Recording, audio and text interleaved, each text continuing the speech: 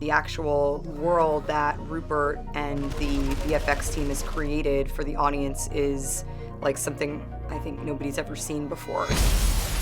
It's meant for I know. IMAX and 3D. It's such an immersive experience. We shot with an IMAX frame ratio. You really get the full experience of IMAX. And also the 65mm helps very well because it has a very narrow depth of field, so you really feel the sense of space. And when we translated it to 3D, you can really play with that. I can only imagine that the experience of having that, you know, on a screen that sort of like is all-encompassing would be pretty dramatic. You are the first of your kind, but you're not invulnerable. Maybe next time you can design me better. You're really in there. We built the world practically. You know, it's very little full visual effects work in the film.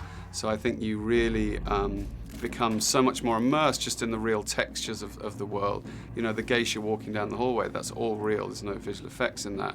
So to see that 3D on 65mm, you really are present. You almost watch the film as a ghost. You know, you move through the world and you really feel like you're immersed in it. I was so invested in my own task at hand, you know, the task of creating this multi-dimensional character, that I didn't really know how stunning the world that was being created around me was going to actually look. It's really a experience in itself, just taking in the visuals of the film, not even the performances, the action sequences. Those are like obviously like in the foreground, but everything else that's going on is so spectacular. IMAX 3D is definitely the best way to watch this film.